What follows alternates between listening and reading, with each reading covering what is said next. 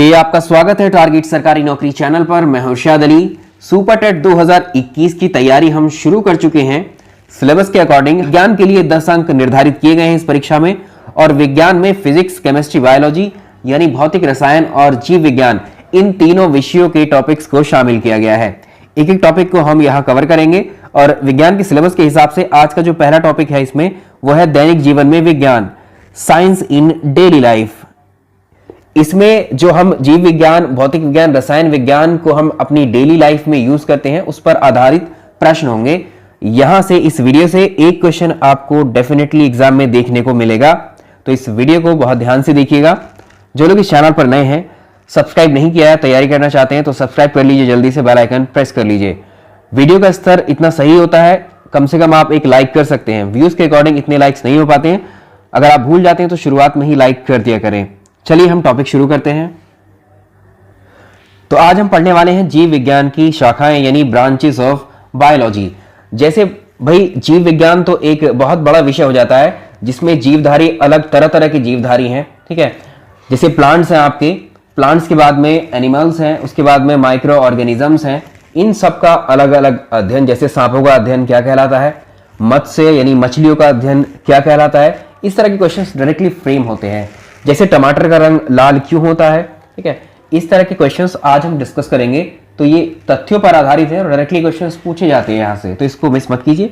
पहले जानते हैं हम जीव विज्ञान के बारे में डिस्कस करेंगे। जीव विज्ञान, बायोलॉजी होता क्या है। इससे पहले एक क्वेश्चन और दिमाग में आ सकता है और परीक्षा में तो आता ही है कि बायोलॉजी शब्द को किसने दिया था। फिर एक और सवाल बन जाता है यहीं से कि जीव विज्ञान के जनक कौन है या फादर ऑफ बायोलॉजी कौन है।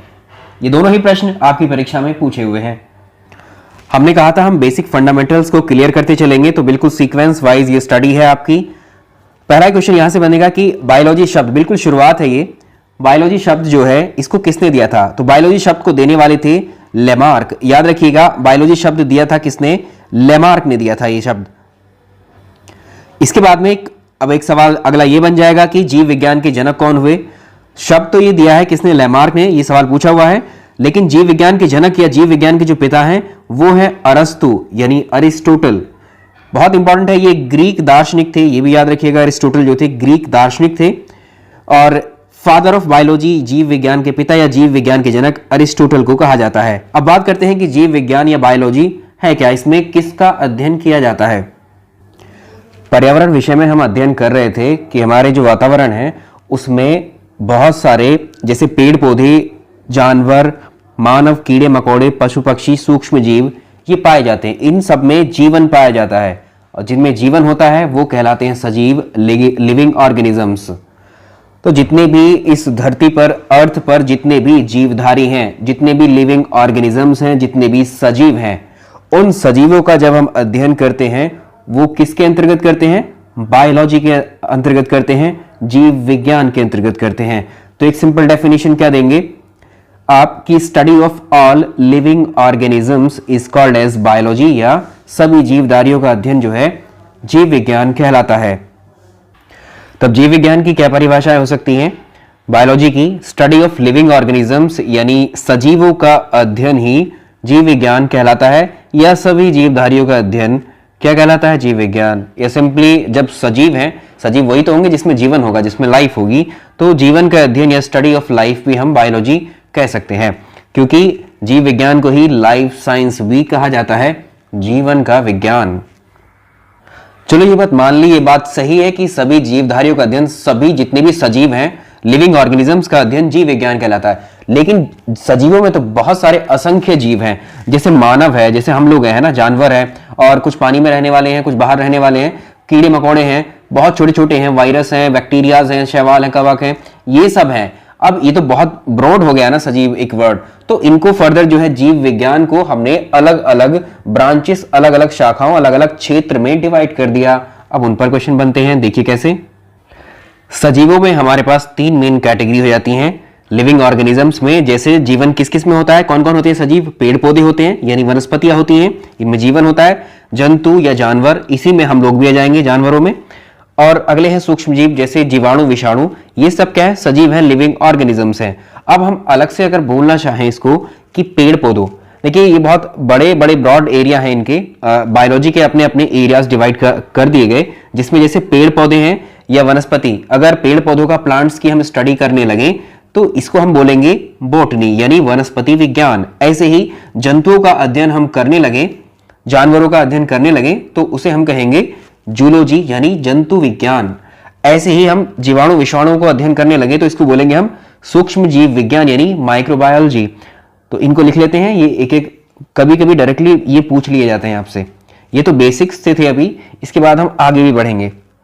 तो ये अपने आप में एक एक क्वेश्चन है, जैसे कि पेड़ पौधों और वनस्पतियों का अध्ययन क्या कहलाएगा, वनस्पति विज्ञान यानी study of plants is called as botany. जंतुओं और जानवरों का अध्ययन या स्टडी ऑफ एनिमल्स कहलाएगा आपका जूलॉजी, या फिर इसी को कहेंगे जंतु विज्ञान। या फिर तीसरी बात कहें हम जीवाणु विषाणु या सूक्ष्म जीवों का अध्ययन या study of micro organisms is called as microbiology या सूक्ष्म जीव विज्ञान। तो ये हुई जीव विज्ञान की शाखाएं, ब्रांचेस ऑफ बायोलॉजी। इसके अलावा और भी हैं, एक एक करके डिस्कस करते चलेंगे। अगर किसी को कंफ्यूजन ये है कि जूलॉजी किसकी स्टडी है, बोटनी किसकी स्टडी है, तो यहाँ से क्लियर कर सकते हैं। देखो जू क्या होता है, ये चिड़ियाघर होता है। चिड़ियाघर में जानवर रहते हैं, पशु पक्षी रहते हैं, ठीक है। तो इसमें जानवर होते हैं तो जानवरों की स्टडी जूलॉजी हो गई, इससे आप याद रख सकते हैं। तो यहाँ से एलिमिनेट कर लिया आपने, जंतु विज्ञान यानी जानवरों के अध्ययन को जूलॉजी हम कहेंगे और प्लांट्स के अध्ययन को हम बोटनी कहेंगे। तो यहाँ पर एक सवाल और बनता है कि जैसे अभी हमने पढ़ा था father of biology, father of biology या जीव विज्ञान के जनक कौन हुए, अरिस्टोटल हुए। अब जीव विज्ञान की जो 3 अलग अलग शाखाएं अभी हमने जिक्र किया था जिनका, उसमें वनस्पति विज्ञान। अब वनस्पति विज्ञान के जनक कौन हुए, वनस्पति विज्ञान के जनक या फादर ऑफ बोटनी कहे जाते हैं थियोफ्रेस्टस। याद रखिएगा थियोफ्रेस्टस, एग्जाम में पूछा हुआ है क्वेश्चन। जंतु विज्ञान के जनक कौन है, फादर ऑफ जूलॉजी, ये कौन है, अरिस्टोटल। तो 2 क्वेश्चन का एक आंसर हुआ, एक तो फादर ऑफ बायोलॉजी और एक फादर ऑफ जूलॉजी, ये दोनों क्या है, अरिस्टोटल है। और अगला है सूक्ष्म जीव विज्ञान के जनक या फादर ऑफ माइक्रोबायोलॉजी कौन है, ये ल्यूवेनहॉक है। तो ये अरस्तु जो थे ये बहुत ही विद्वान व्यक्ति थे, और अरस्तु जो है, जो हमारा मनोविज्ञान है, साइकोलॉजी है, मनोविज्ञान के जनक भी अरस्तु ही हैं। ये सवाल भी पूछा गया है आपसे जब हम चाइल्ड डेवलपमेंट एंड पैडागोजी पढ़ा रहे होंगे, आपको 1 या 2 दिन में उसकी क्लास स्टार्ट करेंगे, तब उसमें यहीं से शुरुआत हम करेंगे, ठीक है। तो ये चीजें आपको पता होनी चाहिए सारी। और ये अरस्तु वही हैं जो सिकंदर महान था, अलेक्जेंडर द ग्रेट, उसके गुरु थे कौन, सिकंदर। ऐसा कहा जाता है कि 100 सिकंदर को अगर मिला दिया जाए तब एक अरस्तु बनता है। तो कितने महान होंगे ये, है ना। तो अरिस्टोटल फादर ऑफ जूलॉजी है, फादर ऑफ बायोलॉजी है, फादर ऑफ साइकोलॉजी भी हैं, ठीक। ये सवाल हो गए आपके। अब नेक्स्ट पढ़ते हैं, इनकी किताब भी है, अरिस्टोटल की एक किताब है जिसमें इन्होंने जिसको लिखा है इन्होंने, इसका नाम है हिस्टोरिका एनिमेलम, हिस्टोरिका एनिमेलम। और एक थियोफ्रेस्टस की किताब है, उसका नाम है हिस्ट्री ऑफ प्लांटेरम। ये दोनों किताबें भी पूछी जाती हैं कभी कभी, तो इन दोनों किताबों का जिक्र भी कर दिया है, इनको भी याद रखना है। थियोफ्रेस्टस की किताब है हिस्टोरिका ऑफ प्लांटेरम और अरिस्टोटल की किताब है हिस्टोरिका एनिमेलम। तो ये दोनों किताबें याद रखेंगे, पूछ ली जाती हैं। और जो सिकंदर है, सिकंदर ने भारत पर अटैक किया था, उसके बारे में हम इतिहास में पढ़ रहे होंगे। तो आपकी परीक्षा में एक सवाल पूछा गया यूपी टेट में, और अलग अलग परीक्षाओं में भी प्रश्न आया हुआ है। Biology is the study of, जीव विज्ञान जो है अध्ययन है, किस चीज़ का अध्ययन है जीव विज्ञान, फ्लोरा का, फोना का, या फ्लोरा फोना दोनों का। तो इसमें से पहले आपको ये पता होना चाहिए कि फ्लोरा क्या है, फोना क्या है, तब तो आप इसका आंसर कर पाएंगे। अभी अभी हमने पढ़ा है कि जीव विज्ञान जो है जीवधारियों का अध्ययन है, लिविंग ऑर्गेनिज्म का अध्ययन है। तो ये एक पॉइंट अलग से भी आया है कि फोना क्या होता है, फ्लोरा क्या होता है, ये भी आप जान लीजिए। तो ये याद रखिएगा आप, जो फ्लोरा होता है, जो प्लांट्स होते हैं हमारे, प्लांट्स को ही हम फ्लोरा कहते हैं, और जो फोना है, एनिमल्स जो होते हैं, एनिमल्स को हम फोना कहते हैं। तो हमें पता है जीव विज्ञान क्या है, पौधों और जीव जंतुओं का ही, पौधों और जंतुओं का ही अध्ययन है। तो इसका आंसर हम क्या कर पाएंगे अब यहाँ से, आप इजीली इसका आंसर कर सकते हैं, सी ऑप्शन इसका सही रहेगा। बोथ फ्लोरा एंड फोना का अध्ययन जो है, या प्लांट्स एंड एनिमल्स का अध्ययन क्या है, बायोलॉजी है। अब आप ये कैसे याद रखेंगे कि प्लांट्स को फ्लोरा कहेंगे या फोना कहेंगे, कभी कंफ्यूजन इसमें ना हो इसके लिए बता देते हैं। जो फ्लोरा है, जैसे फ्लोरा है आपको ये दिख रहा है, फ्लोरा क्या मतलब, फ्लावर से कनेक्ट कर सकते हैं, फ्लावर, फ्लावर मतलब फूल, फूल किस पे लगता है, पौधे पे, तो ये पौधे को रिप्रेजेंट कर रहा है फ्लोरा। फोना एनिमल है, एनिमल में यहाँ AN है स्टार्टिंग में, यहाँ लास्ट में AN इस तरफ से देख सकते हैं, ताकि आप वहाँ कंफ्यूज ना हो, कभी स्लिप हो जाए इधर से उधर आप कर सकते हैं इसका। तो अब फ्लोरा जो है प्लांट्स को कहते हैं, फोना हम एनिमल्स को कहते हैं, दोनों की स्टडी को हम बायोलॉजी बोलते हैं। अगला सवाल अगले देखते हैं, कौन सी ब्रांच है जीव विज्ञान की। अगर हम पक्षियों की बात करें, पक्षियों के अध्ययन को कहा जाएगा, स्टडी ऑफ बर्ड्स को क्या कहा जाएगा? तो पक्षियों का जब हम अध्ययन करते हैं, इनकी साइंटिफिक जितनी भी स्टडी हमने पढ़ी है वो साइंटिफिक स्टडी है। साइंटिफिक स्टडी का मतलब होता है ऑब्जर्वेशन के आधार पर जो अध्ययन हमने किया है वही क्या है हमारा ये पक्षियों का अध्ययन, जो स्टडी ऑफ बर्ड्स है, इसी को बोला जाता है ऑर्निथोलॉजी। एक नाम आपने सुना होगा, सलीम अली, ये भारतीय पक्षी विज्ञानी हैं। जो पक्षी विज्ञानी होते हैं उनको इंग्लिश में हम क्या बोलते हैं? ऑर्निथोलॉजिस्ट, जो पक्षियों का अध्ययन करते हैं। बहुत फेमस हैं, इन पर क्वेश्चन बनते हैं, एग्जाम में क्वेश्चन जरूर पूछा जाता है, कभी कभी इसमें देखा हुआ है अगर इस टॉपिक से अगर छुएंगे तो। ये जो है, इन्हें जो है सलीम अली को पक्षियों से बहुत ज़्यादा लगाव था और उनकी प्रकृति, उनके बिहेवियर को ये बखूबी समझते थे। इन्होंने किताबें भी लिखी हैं पक्षियों के ऊपर। जैसे आपने एक मूवी देखी होगी अभी अक्षय कुमार की, रोबोट का जो अगला पार्ट थी, उसका सीक्वल बनी थी अभी 2.0 मूवी में, जो अक्षय कुमार ने एक रोल प्ले किया था, ठीक है, डॉक्टर पक्षी, जो प्रोफेसर पक्षी का जो उन्होंने एक रोल किया था, उसमें वो पक्षी वैज्ञानिक ऑर्निथोलॉजिस्ट ही दिखाए थे, पक्षियों से कैसे उनका लगाव रहा। वो जो उनका कैरेक्टर है वो सलीम अली के जैसा ही बिल्कुल उनके जीवन को ही एक तरीके से वहां शो किया गया है। तो सलीम अली के प्रयासों के कारण ही जो है भारत में पहली बार पूरे देश में पक्षियों के सर्वेक्षण कराए गए थे और इनके अलावा पक्षियों के रखरखाव के लिए भी इन्होंने बहुत ज्यादा प्रयास किए थे। इसी के कारण जो है इनको, सलीम अली को बर्डमैन ऑफ इंडिया, भारत का बर्डमैन कहा जाता है। एक सवाल पूछते हैं कि बर्डमैन ऑफ इंडिया किसे कहा जाता है? ये तीसरी चौथी क्लास में भी इंट्रोड्यूस कर दिया गया है क्वेश्चन, तो आप ये जान लीजिए। इनके अथक प्रयासों को देखते हुए ही भारत में जो जम्मू कश्मीर है, जम्मू कश्मीर में एक नेशनल पार्क है जिसका नाम है सिटी फॉरेस्ट नेशनल पार्क। अगर आपसे पूछा जाए सिटी फॉरेस्ट नेशनल पार्क कहां पर है? जम्मू कश्मीर में, श्रीनगर में है। इस राष्ट्रीय उद्यान, इस नेशनल पार्क का नाम बदलकर सलीम अली राष्ट्रीय उद्यान कर दिया गया है। अगर आपसे पूछे सलीम अली नेशनल पार्क कहां पर है, तो श्रीनगर, जम्मू कश्मीर। इसका पुराना नाम क्या था? यानी सिटी फॉरेस्ट नेशनल पार्क ही क्या है? सलीम अली नेशनल पार्क है। एक सवाल और बन सकता है, सलीम अली बर्ड सेंचुरी कहां है? सलीम अली बर्ड सेंचुरी है गोवा में, मांडोवी नदी पर है। तो ये भी आप याद रख सकते हैं। एक और क्वेश्चन आपसे पूछ सकता है कि सैकॉन कहां पर है, और सैकॉन ये है क्या? SACON। सैकॉन का फुल फॉर्म भी आपसे अगर पूछ ले तो इसका फुल फॉर्म आप याद रखेंगे, Salim Ali centre for ornithology and natural history. ये तमिलनाडु में है, इन्हीं के नाम पर यह बनाया हुआ है सेंटर, तमिलनाडु कोयम्बटूर में है। सलीम अली पक्षी विज्ञान एवं प्रकृति विज्ञान केंद्र है ये। और एक क्वेश्चन जो भी बन सकता है इस पर यह है, भारतीय पक्षी विज्ञान के जनक भी सलीम अली हैं। कहीं कहीं पर आपको सलीम अली ये हिंदी में या फिर सालिम अली भी लिखा मिलेगा, फादर ऑफ इंडियन ऑर्निथोलॉजी। तो ये सारे क्वेश्चंस थे हमारे इंडियन पक्षी विज्ञान के ऊपर जो बन सकते हैं। इसमें से एक क्वेश्चन बहुत फेमस है कि बर्डमैन ऑफ इंडिया किसे कहा जाता है? कोई भी संज्ञा किसी भी व्यक्ति को ऐसे नहीं दी जाती, उसके अथक प्रयासों के बाद में ही वो उनको मिलती है। इसके लिए इनको पद्म भूषण, पद्म विभूषण भी मिल चुका है। ठीक है, तो इतनी इंफॉर्मेशन याद रखेंगे हम लोग। अब हम बात करेंगे बायोलॉजी की कुछ और ब्रांचेस की जो बहुत महत्वपूर्ण है और परीक्षा में अक्सर पूछ ली जाती हैं। जैसे पहले अगर हम बात करें स्नेक्स, जो सांप होते हैं, सांपों का अध्ययन किसे कहा जाएगा? या ऐसे पूछेगा, study of snake is called as serpentology या ऑफियोलॉजी। ज्यादातर सर्पेंटोलॉजी आपको ऑप्शंस में मिलता है, तो ऑफियोलॉजी और सर्पेंटोलॉजी ये सांपों के अध्ययन से संबंधित है। तो ये जो ब्रांचेस वाले क्वेश्चन है वो दो तरह से पूछे जाते हैं। एक तो ऐसे पूछेगा, study of snake is known as या इज कॉल्ड एज सर्पेंटोलॉजी, या ऐसे पूछेगा, serpentology is the study of which, तो स्नेक की स्टडी है। तो हर एक स्टडी पर जो है दो क्वेश्चन रिवर्स करके फ्रेम कर सकता है। कीटों का अध्ययन जो होता है, जो इंसेक्ट की स्टडी होती है, वो एंटोमोलॉजी कहलाती है। और जो कवक होते हैं, फंजाई होते हैं, फंजाई कवक की स्टडी माइकोलॉजी, या mycology is the study of fungi, या study of fungi is known as mycology. ऐसे ही शैवाल का अध्ययन जब हम करते हैं तो उसको फाइकोलॉजी के अंतर्गत करते हैं, phycology is the study of algae. मछलियों का अध्ययन जो स्टडी ऑफ फिशेस है वो इक्थियोलॉजी के अंतर्गत किया जाता है। और घासों का अध्ययन जो ग्रासेस होती हैं वो एग्रोस्टोलॉजी के अंतर्गत। अगर हम अलग अलग तरह की जो झाड़ियां होती हैं उनकी बात करें, झाड़ियाँ और झाड़ियों वाले जो वृक्ष होते हैं उनकी बात करें तो ये डेंड्रोलॉजी इसकी स्टडी कहलाती है। मिट्टी का अध्ययन जब हम करते हैं तो ये पेडोलॉजी कहलाता है। Pedology is the study of soil, या इसको सॉइल साइंस भी हम लोग बोल देते हैं। अस्थियों का अध्ययन की बात करें, जो हमारी बोन्स हैं, किसी भी तरह की हड्डी होती हैं, स्टडी ऑफ बोन्स ये ऑस्टियोलॉजी होती है। और जो दांत होते हैं, teeth, study of teeth is called as odontology. अब बात करते हैं कुछ कल्चर की, वहां से भी क्वेश्चन बनता है।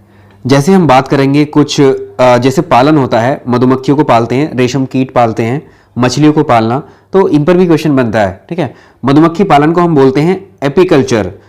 Apiculture is the scientific method of rearing Honey बीज। मधुमक्खियों को पालना एपीकल्चर कहलाता है। ऐसे ही रेशम कीट को पालने को क्या बोला जाएगा, ये डायरेक्टली क्वेश्चन पूछे हुए हैं आपसे। चलिए अगला डिस्कस करते हैं। जो रेशम का कीट पालते हैं, रेशम कीट पालन को बोलते हैं सिल्क फार्मिंग, इसको बोलते हैं हम सेरिकल्चर। तो sericulture is known as silk farming. और जो फिश, हमारी मछलियों को पालते हैं हम, फिश फार्मिंग को बोलते हैं पिस्सीकल्चर। अगला देखेंगे, जैसे अभी हमने फिश फार्मिंग, मछलियों को पालना या मत्स्य पालन या मछली पालन या फिश फार्मिंग को बोलेंगे हम पिस्सीकल्चर। पिस्सीकल्चर और केचुआ पालन को जो अर्थवॉर्म्स होते हैं तो ये होते हैं वर्मीकल्चर। फूलों की खेती करते हैं फ्लावर फार्मिंग, इसको फ्लोरिकल्चर बोलेंगे। अंगूर की खेती को कल्टीवेशन ऑफ ग्रेप्स या फिर ग्रेप्स फार्मिंग को विटिकल्चर। बागवानी को हॉर्टिकल्चर। और सब्जियों की खेती जब हम करते हैं तो ये ओलेरिकल्चर के अंतर्गत आती है। तो ये थी सारी आपकी जीव विज्ञान की शाखाएं, जो आपसे एक क्वेश्चन यहां से डायरेक्टली पूछा हुआ है। कितने भी एग्जाम उठा करके देख लो, किसी वर्ष के पेपर में आपको यहां से प्रश्न जरूर मिलेगा। दैनिक जीवन में विज्ञान के साथ जीवों की दुनिया, इन दोनों टॉपिक्स को अब कंबाइंडली पढ़ेंगे हम। और इसमें हम जो हमारा जीव विज्ञान है, रसायन विज्ञान है और जो भौतिक विज्ञान है, इन तीनों विज्ञानों से जो बातें और जो चीजें डेली लाइफ में प्रयोग में लाई जाती हैं उनको हम डिस्कस कर रहे हैं। आपके बचपन से शुरू करते हैं। मान लीजिए किसी घर में, एक परिवार में एक बच्चे का जन्म होता है और उस बच्चे को जो है, जब वो छोटा होता है तो शुरुआत में उसको एक नाम दे दिया जाता है जो उसका पेट नेम होता है। ठीक है, उसके घर का नाम होता है। तो बचपन में जो नाम आपको दे दिया जाता है, इस नाम से अब आप जाने जाएंगे अपने परिवार में, आपके पड़ोस में, और जो लोग आपको जानते होंगे। कुछ दिन बाद जब वो बच्चा बड़ा हुआ, उसका एडमिशन कराया गया किसी स्कूल में, तो स्कूल में पेरेंट्स ने कुछ नाम अच्छा सा सोच करके रखा हुआ है, वो नाम वहाँ दे दिया। तो जो नाम स्कूल में या आपके डॉक्यूमेंट्स में रहता है वो आपका एक प्रोफेशनल नाम हो गया। उस नाम से अब आप अपने घर में भी जाने जाएंगे, स्कूल में जाने जाएंगे, हर एक जगह आप उस जिस शहर में आप जन्मे हैं उस शहर के बाहर किसी दूसरे शहर में जाएंगे या कहीं और भी जाएंगे, पूरे देश में कहीं भी घूम लीजिए, उसी नाम से अब आप पहचाने जाएंगे, क्योंकि वही नाम अब आपका क्या हो गया है, आपके डॉक्यूमेंट्स में भी आ गया है वो नाम। अब इस नाम से आपको पहचान मिलेगी। लेकिन अगर हम पूरी इस मानव की बात करें, पूरी मानव मनुष्यों की बात करें, प्राणियों की बात करें, इस मानव प्रजाति की बात करें, हम सबको, जितने भी हम हैं, इन सबको अगर एक नाम देना चाहो तो उन्हें नाम दिया जाता है होमो सैपियंस। ठीक है, इस मानव प्रजाति को कहा जाता है होमो सैपियंस। तो ये नाम होमो सैपियंस जो है मानव प्रजाति का, ये साइंटिफिक नेम है। साइंटिफिक नेम क्यों है ये, अब बात करते हैं इसी पर। क्यों जीवों को जो है वैज्ञानिक नाम दिए जाते हैं, क्या आधार होता है इनका, और इसने शुरुआत जो है इसकी किसके द्वारा की गई थी, तो ये सारे क्वेश्चंस हम डिस्कस करेंगे इस वीडियो में बहुत ही इंटरेस्टिंग वे में। पहले जानेंगे कि ये साइंटिफिक नेम देने की जरूरत क्यों पड़ी। तो जो आपका घर का नाम है, जो आपका घर का नाम था, पेट नेम था, वो आपका लोकल नाम है, यानी वो आपका स्थानीय नाम है एक प्लेस पर। अब अगर हम बात करें, ये जो आपने पिक्चर दिख रही है साइड में आपको, ये एक चिड़िया की पिक्चर है, और ये चिड़िया हम सभी के घरों में पाई जाती है। छप्पर के घर हों, आपके ईंटों के हों, चाहे कैसे भी घर हों, तो ये आपके घरों में या घरों के आसपास आपको ये चिड़िया नजर आती है। इस चिड़िया का नाम है, बहुत प्यारी है, ये खूबसूरत है, इसे हम कहते हैं स्पैरो। ये चिड़िया है गोरैया। ठीक है, ये हमारे घरों में ही पाई जाती है, और आजकल आप देखोगे शहरों में तो ये लगभग विलुप्ति हो गई है ये चिड़ियाएं अब। तो इस चिड़िया की अगर हम बात करें अपने इंडिया में ही, अपने इंडिया में अलग अलग जगहों पर, अलग अलग राज्यों में अलग अलग भाषाएं बोली जाती हैं, अलग अलग कल्चर हैं वहाँ के। जब अलग अलग भाषाएं बोली जाती हैं तो वहाँ की जो चीज़ें होंगी उनके नाम भी उन्हीं भाषाओं में होंगे, जैसे मराठी है, तमिल, तेलुगु, भोजपुरी। तो उन लोकल लैंग्वेजेस में भी इन जीवों के और अलग अलग चीज़ों के नाम भी वहाँ के होंगे, जो उनके लोकल नेम्स कहलाएंगे, या वर्नाकुलर नेम्स उनको बोलते हैं, जिसे हम देसी नाम बोलते हैं या स्थानीय नाम। ठीक है, तो जैसे ये चिड़िया है, हमारे ही देश में इसे अलग अलग राज्यों में, अलग अलग रीजन में अलग अलग नाम से जाना जाता है। अगर हम अपने देश की बात करें तो इसका नाम गौरैया है हिंदी में, इंग्लिश में हम इसे क्या कहते हैं, हाउस स्पैरो। ठीक है, और इसी चिड़िया का नाम अगर आप देखेंगे स्पेन में तो इसको पार्डल कहते हैं, और हॉलैंड में इसका नाम है मुश। तो यही चिड़िया है, हमारे यहाँ भी यही है, दूसरे देशों में भी यही है, जहाँ जहाँ ये है इसके अलग अलग नाम हैं। तो इसके जो अलग अलग ये नाम हमने अभी डिस्कस किए हैं, ये इसके स्थानीय नाम है, लोकल नेम है, या वर्नाकुलर नेम, या इन्हें देसी नाम हम कहते हैं। जिन जगहों पर ये पाई जाती है वहाँ भाषा कल्चर के हिसाब से इन जीवों के वहां के हिसाब से अलग अलग नाम, ये होते हैं इनके स्थानीय नाम। तो अब ये चीज जब फेस की गई सामने कि जहां जाएंगे, अब ऐसा है कि अर्थ है, अर्थ के ऊपर तो ये कहीं भी पाई जा सकती हैं। ठीक है, तो वहां इनके नाम हमें अलग मिलेंगे। तो इस जब ये प्रॉब्लम फेस आई कि एक जीव का नाम, एक चीज का नाम ऐसा भी होना चाहिए कि पूरे वर्ल्ड में उसको एक ही नाम से जाना जाए। ठीक है, सिंगल नेम से उसकी पहचान की जा सके। तो इसीलिए जो है वैज्ञानिकों ने इन जीवों को या चीजों को कुछ साइंटिफिक नेम देने, वैज्ञानिक नेम देने जो है शुरू किए। यही वैज्ञानिक नेम से जो है ये जीव, ये जो चीजें हम डिस्कस करेंगे वो पूरे वर्ल्ड वाइड एक नाम से जानी जाती हैं, चाहे उन्हें लोकल नेम्स में किसी और नाम से कुछ भी कहा जाता हो। तो इस चिड़िया का जो वैज्ञानिक नाम है वो है पेसर डोमेस्टिकस। तो अब हम डिस्कस करते हैं कि इन वैज्ञानिक नामों को देने की शुरुआत कहां से हुई, किसने की, जो क्वेश्चंस बनते हैं अलग अलग। तो एक ऐसा विज्ञान जिसके अंतर्गत हम जीव जंतुओं को, पेड़ पौधों को साइंटिफिक नेम देते हैं या उनका नामकरण करते हैं, इसे कहते हैं हम वर्गीकी या टैक्सोनॉमी। टैक्सोनॉमी की शुरुआत या इस शब्द का सबसे पहले जो प्रयोग किया गया था वो कैरोलस लिनियस के द्वारा किया गया था। उन्होंने एक अपनी किताब लिखी थी, उसी में इसका जिक्र किया था। सिस्टेमा नेचुरी नाम की किताब में सबसे पहले कैरोलस लिनियस ने इस टैक्सोनॉमी शब्द का प्रयोग किया था। ये पूछा हुआ क्वेश्चन है आपसे। तो पहले हमने ये समझा कि जितने भी जीव जंतु या पेड़ पौधे हैं, उन पेड़ पौधे जीव जंतु की पहचान करने के लिए, यानी उनके आइडेंटिफिकेशन के लिए, आइडेंटिफिकेशन को बोलते हैं अभिनिर्धारण या इसी को बोलते हैं हम पहचान, उनको नाम देने के लिए यानी नोमेनक्लेचर के लिए, और उनको वर्गीकृत करने के लिए, क्लासिफिकेशन करने के लिए जिस विज्ञान में इस चीज को जो है अध्ययन किया जाता है, स्टडी किया जाता है, उसे हम टैक्सोनॉमी कहते हैं, वर्गीकी कहते हैं। ये सवाल भी पूछा हुआ है। Taxonomy is the science of nomenclature, identification, classification. याद रखिएगा, अभी तो यहां पर हम आपको ये बोल करके बता रहे हैं, क्वेश्चंस की प्रैक्टिस जब आप करेंगे तब इसमें आप पहचान लें। इंग्लिश में ऐसे कहेंगे, taxonomy is the science that produces identification, nomenclature and classification of animals and plants. तो सिंपल ये हो गया है इसका। अब एक क्वेश्चन आया कि टैक्सोनॉमी शब्द का प्रयोग या टैक्सोनॉमी के जनक कौन है, वर्गीकी के पिता कौन है। ये दोनों प्रश्न आपसे परीक्षा में पूछे हुए हैं। टैक्सोनॉमी जो शब्द है, इस शब्द का प्रयोग सबसे पहले कैरोलस लिनियस ने किया था अपनी किताब सिस्टेमा नेचुरी में। इसमें पूछा गया कि सिस्टेमा नेचुरी किताब किसने लिखी, आंसर होगा कैरोलस लिनियस। ऐसे पूछेगा टैक्सोनॉमी शब्द किसने दिया, तो कैरोलस लिनियस। और ऐसे पूछेगा टैक्सोनॉमी के पिता या जनक या फादर ऑफ टैक्सोनॉमी कौन है, वो भी कैरोलस लिनियस ही रहे। अब वर्गीकी की जो डेफिनेशन हमने पढ़ी है उसमें एक शब्द आया नोमेनक्लेचर। नोमेनक्लेचर का क्या मतलब होता है? नोमेनक्लेचर या नामकरण का मतलब है किसी भी जीवधारी, जैसे जीव जंतु, पेड़ पौधे या सूक्ष्म जीव, इनके नाम रखने की प्रक्रिया को हम बोलते हैं नामकरण, या the process by which a name is given to the plants, animals और माइक्रो ऑर्गेनिज्म। जो जितने भी जीवधारी होंगे, किसी भी जीवधारी, जीव जंतु, पेड़ पौधे, सूक्ष्म जीव का नाम रखने की जो प्रक्रिया है उसे नामकरण कहेंगे हम। The process by which a name is given to plants, animals और माइक्रो ऑर्गेनिजम्स। तो यहाँ पर नामकरण करने की जो है अलग अलग पद्धतियां हैं। जो 3 पद्धतियां हैं वो ये हैं। इसमें पहली पद्धति है मोनोनोमियल नोमेनक्लेचर, जिसे हम एक नाम पद्धति कहते हैं। दूसरी है बाइनोमियल नोमेनक्लेचर, द्विनाम पद्धति। तीसरी है ट्राइनोमियल नोमेनक्लेचर। एक नाम पद्धति में जिस जीव, जिस पेड़ पौधे का जो नाम होता है वो सिंगल वर्ड, एक ही शब्द से हम रिप्रेजेंट करते हैं। बाइनोमियल नोमेनक्लेचर में हम किसी जीव जंतु प्राणी का जो साइंटिफिक नाम देते हैं उसमें हम 2 शब्दों का प्रयोग करते हैं, अभी देखेंगे आगे। ट्राइनोमियल में हम एक ही जीव का नाम हम जो 3 शब्दों से रिप्रेजेंट करते हैं, जैसे आप अपने नाम के आगे सरनेम अपना लगाते हैं, ठीक है। तो ये द्विनाम पद्धति को हम पढ़ेंगे, इसी से क्वेश्चंस आपके बनते हैं। एक वैज्ञानिक हुआ करते थे कार्ल वॉन लीने। ये कार्ल वॉन लीने कौन थे? जो कैरोलस लीनियस है, इन्हीं का पहले नाम हुआ करता था कार्ल वॉन लीने।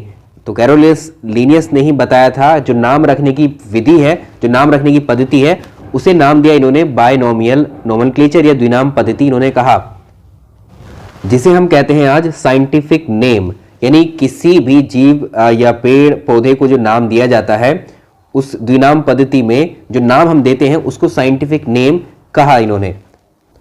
और उस वैज्ञानिक नाम, उस साइंटिफिक नेम जो है, वो जो नेम है वो दो पार्ट्स होंगे उसके, वो दो शब्दों से मिलकर के बना होगा, जिसमें पहला शब्द, तो जो साइंटिफिक नाम दिया जाएगा उसमें दो शब्द होंगे, दो भाग होंगे, जिसमें पहला भाग जो होगा उस नाम का वो क्या बताएगा? वो बताएगा इसका जीनस को, यानी उसके जीन को, उसके वंश को रिप्रेजेंट करेगा। तो उसके वंश को रिप्रेजेंट करेगा उसके नाम का पहला हिस्सा, उसके जीनस को, उसके वंश को, और दूसरा हिस्सा उसके नाम का स्पेशीज यानी उसकी जाति या प्रजाति को रिप्रेजेंट करेगा। जैसे कार्ल वॉन लीने, जो कार्ल वॉन लीने थे, इनका नाम जो पहले, ये पुराना नाम था, इनका पहले नाम था, इन्होंने नोमेनक्लेचर के अकॉर्डिंग अगर अपना नाम दिया तो इसमें जो पहला शब्द है कैरोलस और जो लीनियस है, इनका जो पहला, इन्होंने अपने नाम को किस में बांट दिया? दो शब्दों में बांटा, जिसमें पहला शब्द जो है क्या रिप्रेजेंट कर रहा है? इनके जीनस को, इनके वंश को, इनके जीन को रिप्रेजेंट कर रहा है, और दूसरा जो शब्द है वो इनकी प्रजाति यानी किसको रिप्रेजेंट कर रहा है? ये स्पेशीज को। तो ये है साइंटिफिक नेम। अब इस तरह से ही अलग अलग जो पौधे हैं, जो जंतु हैं, जो चीजें हैं, उनको साइंटिफिक नेम दिए गए, जो आपकी परीक्षा में सीधे पूछे जाते हैं। अब उनको देखते हैं हम लोग। तो एक साइड हमने यहाँ लिस्ट बना ली है, एक साइड में रहेंगे लोकल नेम्स, उनके जो देसी नाम जो पहले से ही चलते आ रहे हैं, ठीक है, साधारण नाम, जैसे मानव है, ह्यूमन है। तो इधर दूसरी साइड में लिखे हमने वैज्ञानिक नाम। तो मानव का वैज्ञानिक नाम या साइंटिफिक नेम क्या हुआ? होमोसेपियंस, जिसमें जो होमो है, जो होमो शब्द है, ये इस नाम के किसको प्रेजेंट कर रहा है? जीन को या जीनस को या वंश को, और जो सेपियंस है ये रिप्रेजेंट कर रहा है किसको? ये कर रहा है स्पेशीज को या प्रजाति को। अब मानव का नाम आपने सुना है, क्या आपने कुत्ते का साइंटिफिक नेम सुना है? कॉकरोच का सुना है? गेहूं का सुना है? चीते का? तेंदुए का? इन सब के साइंटिफिक नेम आपसे परीक्षाओं में पूछे हुए हैं। अब उनको देखते हैं। चलिए अब हम इनके साइंटिफिक नेमों पर नजर डालेंगे। जो साधारण नाम है, अगर हम गोरैया की बात करें, जिसको हमने एग्जाम्पल में लिया था, हाउस स्पैरो, जो घरेलू चिड़िया है, इसका साइंटिफिक नेम क्या होता है? एग्जाम में पूछा हुआ है, पेसर डोमेस्टिकस। चलिए अगले साइंटिफिक नेमों को अब हम देख लेते हैं यहाँ पर। तो गोरैया का जो साइंटिफिक नेम है वो है पेसर डोमेस्टिकस। कुत्ता, डॉग का जो वैज्ञानिक नाम होगा वो होगा कैनिस फैमिलियरिस। कुत्ते का जो साइंटिफिक नेम हुआ तो वो क्या हुआ? कैनिस फैमिलियरिस। अगला अगर हम देखें तो अगला क्या है? घरेलू मक्खी यानी हाउस फ्लाई। हाउस फ्लाई का होगा मस्का डोमेस्टिका। अगला है केचुआ यानी अर्थवर्म। अर्थवर्म को हम बोलेंगे पेरीप्लैनिटा अमेरिकाना। यहां पर दो नाम है, देखिए, केचुआ और कोकरोच। तो अर्थवर्म यानी केचुए का जो है वो है पेरीथीमा पोस्थुमा, याद रखेंगे इसको, फेरीटीमा पोस्थुमा। और जो कोकरोच है इसका होगा पेरीप्लैनिटा अमेरिकाना, दोनों को याद रखिएगा, ठीक है। तो केचुए का हुआ इसका हुआ फेरीटीमा पोस्थुमा, और कोकरोच का हुआ पेरीप्लैनिटा अमेरिकाना। अगर आप मैंगो की बात करोगे, आम की, तो मैग्नीफेरा इंडिका हुआ। और गेहूं इंपॉर्टेंट है, ये क्वेश्चन आया हुआ है एग्जाम में, गेहूं का भी याद रखना है आपको। तो गेहूं का रहा ट्रिटिकम एस्टिवम हुआ गेहूं का। गुड़हल को आप चाइना रोज कहते हैं इंग्लिश में, और इसका जो साइंटिफिक नेम है वो है हिबिस्कस रोजा साइनेसिस। मटर की बात करें पी की, तो यह है पाइसम सेटाइवम साइंटिफिक नेम होता है मटर का। अगर हम कोबरा की बात करें, कोबरा सांप है ये, तो ये नाजा इसका साइंटिफिक नेम है। अगर हम गुलाब की बात करें तो ये रोजा इंडिका इसका साइंटिफिक नेम है। शेर की बात करें तो पैंथरा लियो, और चीते की बात करें तो पैंथरा टाइग्रिस, और तेंदुए की बात करें तो पैंथरा पार्डस। तो ये इनके शुरुआत के जो नाम हैं ये वाले, ये जीनस को रिप्रेजेंट करते हैं, और जो दूसरा नाम है ये स्पेशी को रिप्रेजेंट करता है। तो ये हुए साइंटिफिक नेम जो एग्जाम में पूछे हुए। एक बार आपसे पूछा हुआ था मटर का साइंटिफिक नेम, और होमोसेपियंस तो नाम मानव का आम ही है, तो मतलब वो तो आता ही वो आपको पता होगा। हाउस फ्लाई का है, जैसे केंचुए का है, गेहूं का पूछा हुआ है आपकी परीक्षा में, तो ये नाम आपको याद रखने हैं। कल कुछ हमने साइंटिफिक स्टडी के नाम देखे थे, जैसे आज हम एक नाम देख रहे हैं फूलों का अध्ययन, स्टडी ऑफ फ्लावर्स, किसको कहा जाता है? एंथोलॉजी। एंथोलॉजी क्या है? फूलों का अध्ययन है, स्टडी ऑफ फ्लावर्स होती है। तो एक सवाल और बनता है यहाँ से कि विश्व का सबसे छोटा फूल कौन सा है? वर्ल्ड स्मॉलेस्ट फ्लावर कौन सा है और वर्ल्ड लार्जेस्ट फ्लावर कौन सा है? तो इन दोनों नामों को आपको याद रखना है। विश्व का सबसे छोटा जो फूल होता है ये होता है वुल्फिया, इसका साइज लगभग 3 mm के बराबर होता है वुल्फिया का। और विश्व का सबसे बड़ा फूल, वर्ल्ड लार्जेस्ट फ्लावर होता है वो रेफलेशिया होता है। ठीक है, दोनों को याद रखने, एग्जाम में पूछे हुए हैं। एक आखिरी फैक्ट है, जीवाश्म ईंधन का अध्ययन या स्टडी ऑफ फॉसिल फ्यूल, क्या कहते हैं इसको? पैलियोंटोलॉजी। पैलियोंटोलॉजी क्या है? जीवाश्म ईंधन जो होते हैं उनका अध्ययन कहलाता है। तो ये हो गए आपके इस टॉपिक के कुछ इंपॉर्टेंट महत्वपूर्ण फैक्ट्स जो आपको जानने चाहिए। जब हम इस साइंस विषय की प्रैक्टिस कर रहे होंगे क्वेश्चंस की, तो जितना भी आपको पढ़ाया गया है, ये फैक्ट जो तथ्य हैं पहली दूसरी क्लास में, इन सबको क्वेश्चन की फॉर्म में हम देखेंगे वहाँ पर। ठीक है, अभी ये फैक्ट आप रखिए आराम से, बहुत इंपॉर्टेंट है ये चीज़ें आपके लिए। एक साथ सारा डेटा एक जैसा आपके पास कलेक्ट होना बहुत ज़रूरी है, ताकि आप बार बार डिस्टर्ब ना हो, एक के बाद दूसरी के बाद तीसरी किताब पर आप ना जाएं इन सबको इकट्ठा करने के लिए, ना ही अपना टाइम आप ज़ाया करें वहाँ इंटरनेट पर ढूंढने के लिए। ठीक है, तो इस चीज़ को समझिए और ये जितने भी फैक्ट हमने डिस्कस किए हैं इनको याद रखिए। इस वीडियो में इतना ही। पसंद आया तो लाइक और शेयर कर दीजिएगा। Thank you so much.